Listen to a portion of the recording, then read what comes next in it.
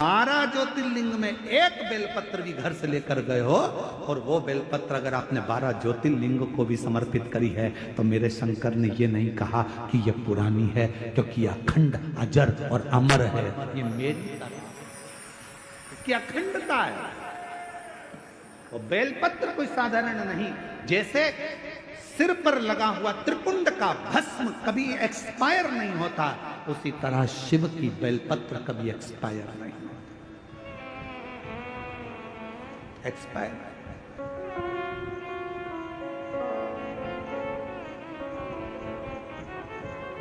इसलिए आप लोगों से निवेदन करते हैं,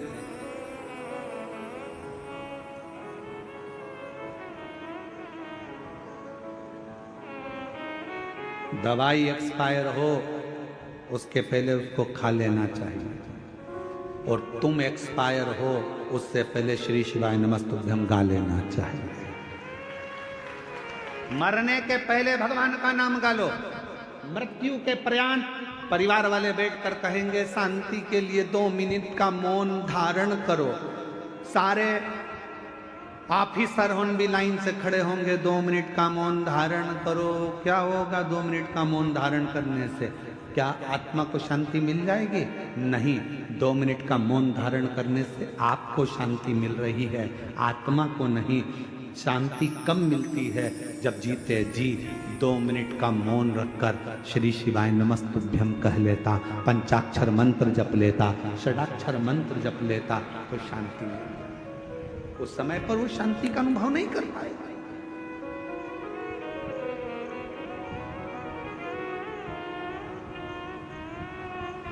जो शांति का अनुभव चाहिए था वो ना कर पाए।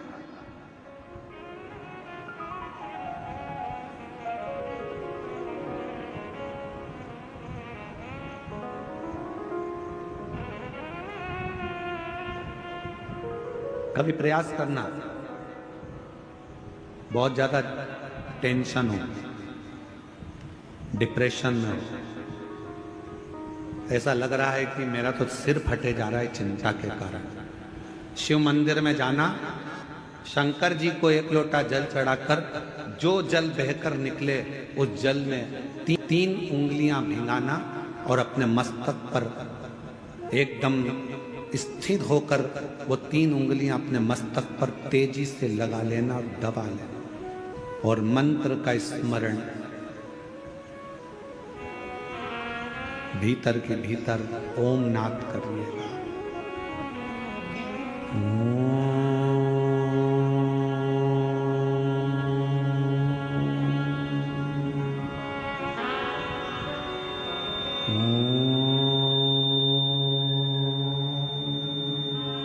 भीतर नाद। चलो एक प्रैक्टिकल करके देखते हैं। अपना सीधा हाथ लो, हृदय से विचार करो कि मैं शंकर भगवान को जल चढ़ा रही हूं 1 लोटा। जमीन पर उस हाथ का स्पर्श करो। अभी की अभी देखो, जितने बैठे हो सब, और बिल्कुल स्थिर रहकर जमीन का स्पर्श कर 3 उंगलियां लीजिए हाथ में, और अपने मस्तक पर बिल्कुल दबाकर नेत्र बंद करिए, एकदम सटीक बैठिए, स्तुप, और सबको बोलना है 3 बार ओम का नाद अच्छी तेजी में, अंदर से बोलना है, बाहर से नहीं, चिल्लाना नहीं है, नाद करिए। सिर में दबाओ 3 उंगली को और बोलना प्रारंभ करो। छत्तीसगढ़ के ही रायगढ़ जिले के अंतर्गत गहिरा एक गांव है। सुना है नाम कि नहीं सुना? जम के तो बोलो, कौन सा गांव? गहिरा। वहां वनवासी क्षेत्र में एक बालक का जन्म हुआ जिनका नाम था रामेश्वर, और आज पूरा क्षेत्र छत्तीसगढ़ उनको गहिरा गुरु के नाम से जानता है। जानते हो आप लोग? अरे जम के तो बोलो, गहिरा। वनवासी क्षेत्र, आदिवासी क्षेत्र,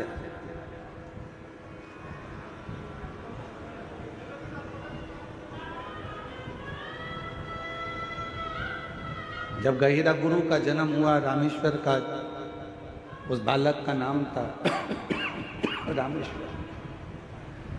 बालक का जन्म हुआ और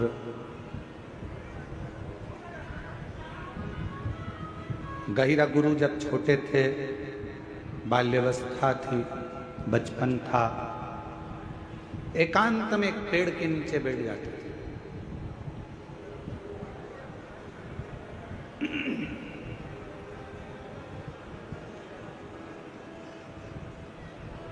कई बार उनसे पूछा गया कि तुम एकांत में बैठते हो, किसका भजन करते हो, किसको पूजते हो, किसको बुलाते हो, किसका स्मरण करते हो, किसको याद करते हो, पर गहिरा गुरु वो रामेश्वर बेटा कुछ नहीं।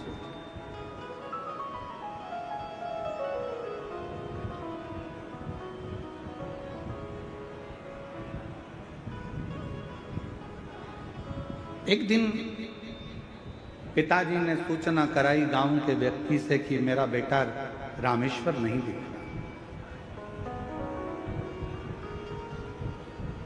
और मेरे बेटे रामेश्वर को जरा देखकर बोलना कि पिताजी ने कहा है कि एक लकड़ी लेकर आना, और लकड़ी की जरूरत है अभी घर के अंदर, एक औजार बनाना है, हल बनाना है, लकड़ी की जरूरत थी, बेटे से कह दो।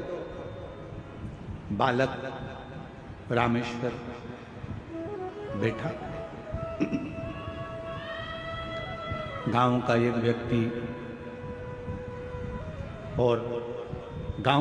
व्यक्ति दौड़ कर गया।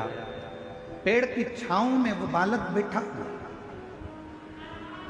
अपनी मस्ती में।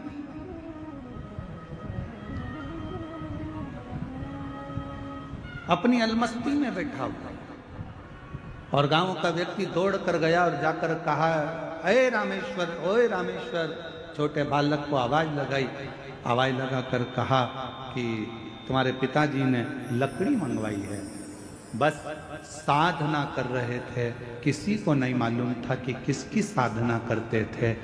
वो तो जब मालूम पड़ा कि उनके मुख से शिव नाम निकलता गया। शिव नाम। एक लकड़ी उठाई, बड़ी विशाल, ले जाकर आंगन में रख दी। अंदर चले गए। पिताजी ने देखा इतनी विशाल लकड़ी, बेटे की उम्र तो छोटी सी है, उम्र भी कम है, हाइट भी कम है, और लकड़ी लाया इतनी बड़ी उठाकर। यही छत्तीसगढ़ की कथा है, यही रायगढ़ जिले की कथा है, और ये बहुत पुरानी कथा नहीं है।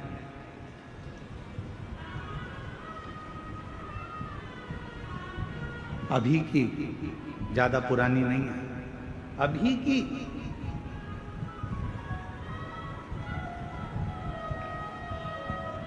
शायद 1905 में उनका जन्म हुआ, और 1996 में शायद ऐसा स्मरण में होगा, हो सकता है आगे पीछे हो हमारे ध्यान, और आगे पीछे भी हो सकता है, हम इतना पक्का नहीं कह सकते।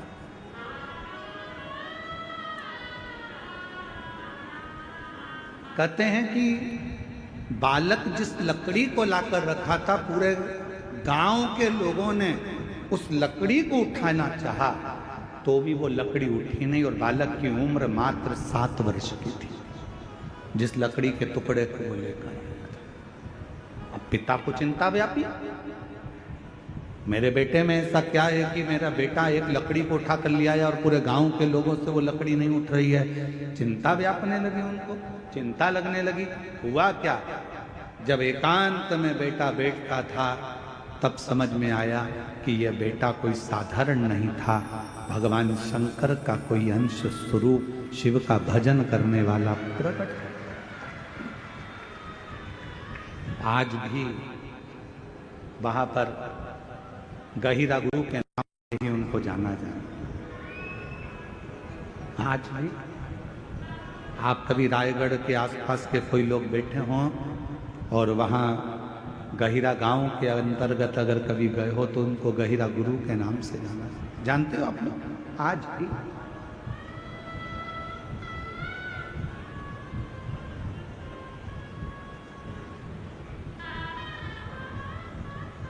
सबको सीख देते थे, संस्कृत पढ़ो, विद्याध्ययन करो, मांस का त्याग करो, पशुओं की बलि नहीं देना। आदिवासी थे, वनवासी थे, आदिवासी क्षेत्र में रहते थे, वनवासी क्षेत्र में रहते थे, पर नवयुवक बेटा बेटियों को, नवयुवक बच्चों को, नवयुवकों को दिन रात समझाने का कार्य करते थे।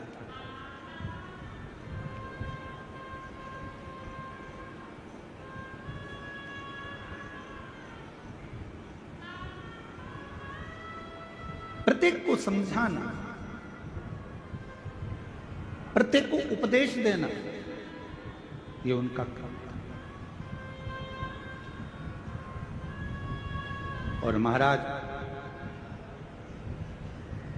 दुनिया के लोग नहीं पहचान पाए गहिरा गुरु को, रामेश्वर गहिरा गुरु को। वो तो उनकी निगाह में था कि बच्चा है, फिर बड़ा हो गया। लोग उनको कह देते थे, ये बताओ इसमें कहाँ विवेक, बताओ क्या करता रहता है। कहीं किसी को समझाएगा, कहीं किसी को समझाएगा, मांसाहार मत करो, ये मत करो, वो मत करो, वो मत करो, सबको समझा रहा है, सबको समझा रहा है, सबको उपदेश दे रहा है। शिव का भक्त, शंकर का उपासक संसार में जब भी जन्म लेता है, वो अपना काम पूरा कर कर शंकर के ही धाम में चला जाता है। फिर दुनिया उसको पहचान पाए चाहे ना, दुनिया उसको पहचाने ना पहचाने, ये उसकी।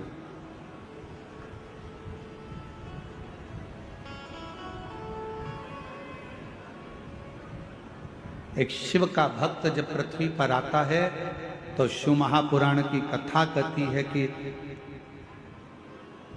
शास्त्र कहता है, शंकर भगवान का कोई भक्त, शंकर की आराधना करने वाला, शिव की उपासना करने वाला जब मृत्यु लोक में आता है तो उसको 33 कोटि देवता भी पुष्पों की वर्षा कर कर उसका जन्म देते हैं पृथ्वी पर। और जब वो संसार सागर से जाता है तो भी देवता, 33 कोटि देवता उसके लिए दुमदुमियां बजाते। जगत गुरु शंकराचार्य जी, जिन्होंने भारत की भूमि का ही नहीं पूरे राष्ट्र को अपनी विद्वत्ता से गौरवान्वित किया था। छोटी सी अवस्था थी जगत गुरु शंकराचार्य जी की, और छोटी सी अवस्था से शिव के प्रति विश्वास, भरोसा, स्मरण, भजन, मंत्र जाप, ये समझाना, ज्ञान देना।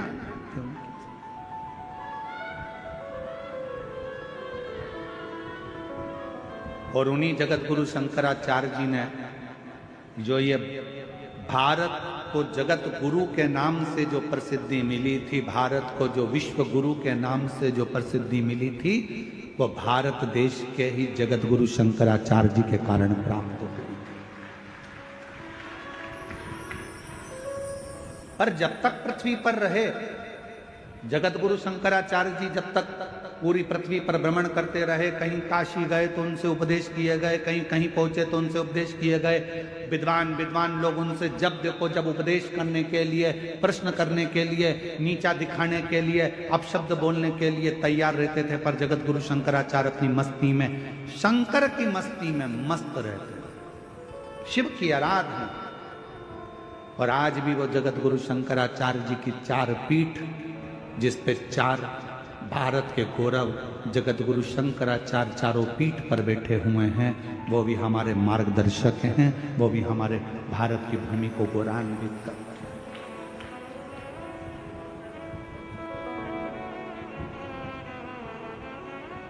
हैं। शिव का एक अंश है, शिव का एक रूप है।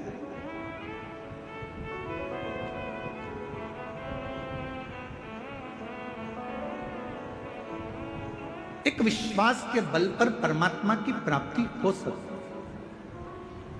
इस पत्र के माध्यम से, इस पत्र में उनकी मां प्रीति देशमुख से एक बार जाकर पूछना कि जिस बेटे का शरीर काम करना बंद कर दिया हो, जिसकी आंखों से दिखना बंद हो गया हो, जिसकी श्रवण शक्ति, बुद्धि, हाथ पैर सब शिथिल होते चले गए हों, तो उस माँ से पूछना कि बेटे की हालत देखते देखते उस माँ की दशा क्या होती होगी। और आखिरी में उस माँ से ये भी पूछना कि तूने भरोसा रखा है शंकर पर, किसी और पर नहीं, जो जगत का कल्याण करने वाला है, मृत्यु को जो जीत सकता है, वो महामृत्यु। डॉक्टर ने इस पत्र में, बहन लिख रही है, डॉक्टर ने कह दिया था ये कभी नहीं देख सकता, जैसा है अब आंखों से कभी नहीं देख सकता, नहीं सुन सकता, पर एक विश्वास, एक भरोसा यदि शिव पर है, विश्वास है, भरोसा है, तो शिव शिव।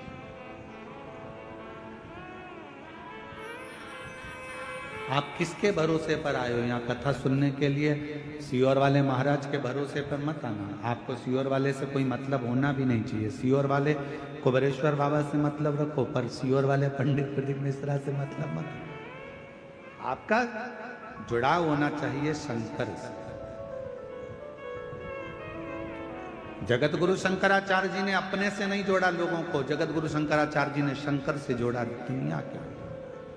और रायगढ़ के गहिरा गुरु जी ने भी बस एक ही काम करा कि खुद से नहीं जोड़ा। गहिरा गुरु जी ने कहा सत्यमय जीवन जियो, सनातन को पकड़ो और अपने भगवत भजन में शिव की भक्ति को लीन। शिव की एक आराधना गहिरा गुरु जी दिखाते हैं।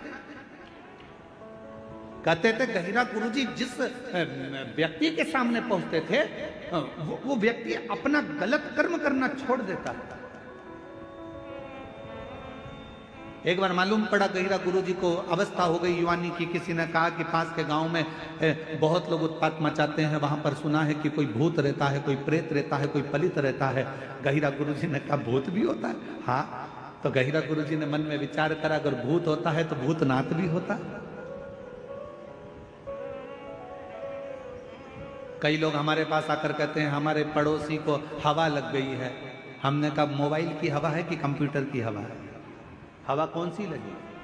कहा कोई प्रेत हवा लग गई। फिर किसी ने कहा कोई हवा लग गई, प्रेत लग गया, भूत लग गया। शिव महापुराण की कथा कहती है, शंकर भगवान ने माता पार्वती से कहा सुन पार्वती, जिसके आंगन में बेलपत्र का वृक्ष होता है, जो साल में एक बार भी बेलपत्र को मुख के अंदर रखकर निगल जाता है या उसको खा लेता है, सुन पार्वती, जो शिवलिंग पर चढ़े हुए जल का 3 बार आचमन कर लेता है, उसको जिंदगी में ना तो कोई भूत लग पाता है ना कोई प्रेत लग पाता है।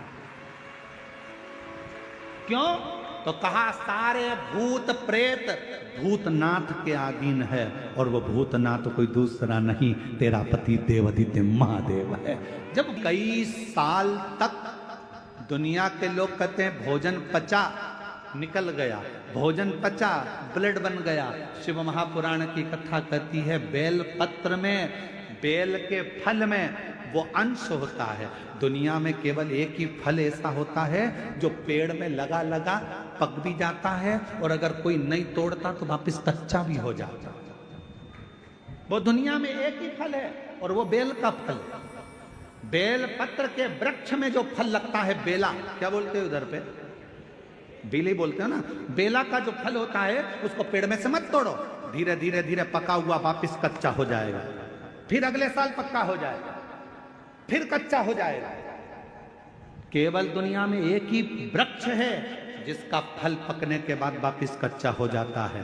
केवल एक बेलपत्र का पत्ता ऐसा होता है जो शरीर में सालों साल तक अगर जो खा लेता है, शरीर में वो शिव के रूप में विराजमान हो जाता है, अटल अजर और अमर रह जाता है, तो समाप्त नहीं होता, समाप्त नहीं होता।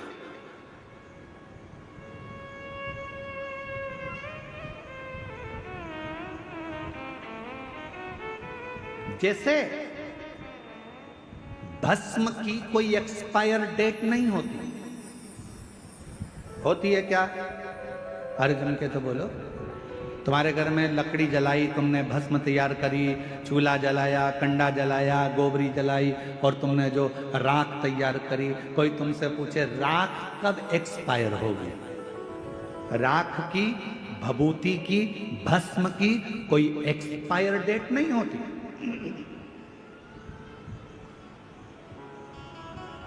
जैसे भस्म की कोई एक्सपायर डेट नहीं है, उसी तरह बेलपत्र की कभी एक्सपायर डेट नहीं है। बेलपत्र का कोई एक्सपायर डेट नहीं है। एक बेलपत्र को यदि आप 12 ज्योतिर्लिंग की यात्रा करने जा रहे हो, बेलपत्र को आप अपनी कॉपी में रखकर ले जा रहे हो, और बेलपत्र को तुमने खोला, भगवान महाकाल बाबा के पहुंच गए।